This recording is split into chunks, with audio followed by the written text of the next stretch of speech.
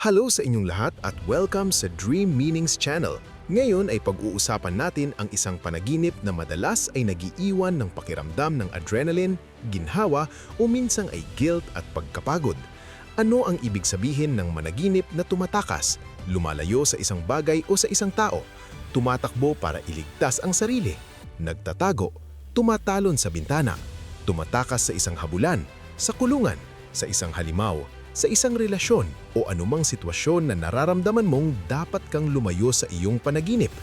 Ang managinip ng pagtakas ay isa sa mga pinaka-universal at pinaka-revelatory na panaginip. Ito mang paraan ng iyong subconscious para sabihin sa iyo na may isang bagay sa iyong kasalukuyang buhay na nagbibigay sa iyo ng pressure, takot, banta o pakiramdam ng pagkakakulong at may bahagi sa iyo na desperadong naghahanap ng paraan para makalabas, lumaya o maprotektahan ng sarili.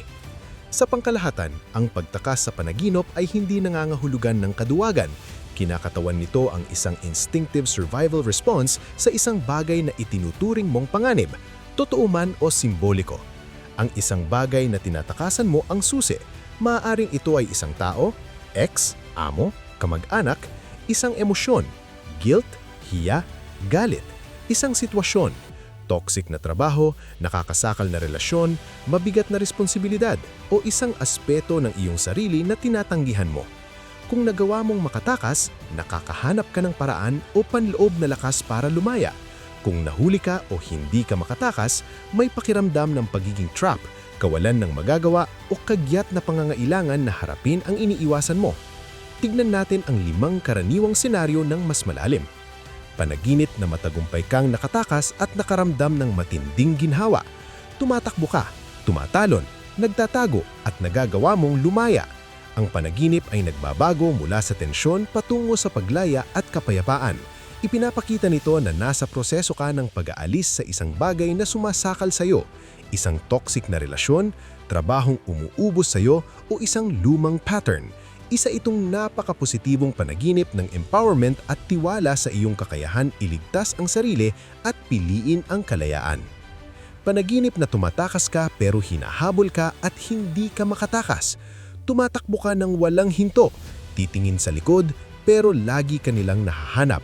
Ang panaginip ay nakakapagod at nakakastress. Nagsasalita ito tungkol sa malalim na takot na ang iniiwasan mo ay aabutan ka. Isang katotohanang ayaw mong harapin, responsibilidad na ipinagpapaliban mo, o emosyonal na sakit na kinikimkim mo.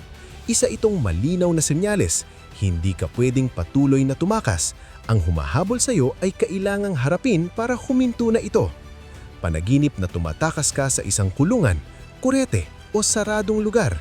Sinisira mo ang mga kadena, binubuksan ng pinto o nakakahanap ng sikretong labasan. Ang panaginip ay nagpapakita ng pagmamadali pero may kasama ring pag-asa. Sinisimbolo nito na pakiramdam mo ay trap ka sa totoong buhay, relasyong kontrolado, trabahong naglilimita sa iyo, at ang iyong subconscious ay naghahanap ng paraan para palayain ka. Isa itong panaginip ng paggising at pagbawi sa iyong kalayaan. Panaginip na tumatakas ka sa isang bagay na nakakatakot o hindi kilala, halimbawang halimaw, anino, o figurang walang mukha. Nakakaramdam ng matinding takot at tumatakbo ng hindi tumitingin sa likod. Panaginip ito ng panic. Kinakatawan nito ang mga malalalim na takot o bahagi ng iyong shadow na tinatanggihan mo. Galit na kinimkim, hiya, trauma. Ang halimaw ay madalas na projection ng isang bagay sa loob mo na kinakatakutan mong makita. Mensahe, ang inatakasan mo ay bahagi mo. Ang pagtakas ay lalo lang itong pinalalaki. Ang pagharap dito ay nagbabago dito. Panaginip na tinutulungan mo ang isang tao na makatakas o tumatakas ka kasama ang isang tao. Magkasama ninyong sinisira ang mga hadlang. Ang panaginip ay nagpapakita ng pagkakaisa at pag-asa. Ipinapakita nito na sumusuporta ka o kailangan mo ng suporta sa isang shared process ng paglaya. Tulungan ng mahal sa buhay na makaalis sa toxic na sitwasyon o sabay-sabay na paghihilom sa isang trauma. Ngayon, para bigyang kahulugan ito sa iyong buhay, ipikit ang iyong mga mata at alalahanin ang pangunahing emosyon. Ginhawa ba? Panic? Guilt? O pagkapagod? Tanungin mo ang sarili mong nang tapat. Saan o kanino mo nararamdamang kailangan mong umakas sa iyong buhay ngayon? Tumatakas ka ba sa isang bagay na dapat mong talagang harapin? Ano ang humahabol sa iyo pag pikit mo ng iyong mga mata? Meron bang emosyonal o mental na kulungan na naglilimita sa iyo?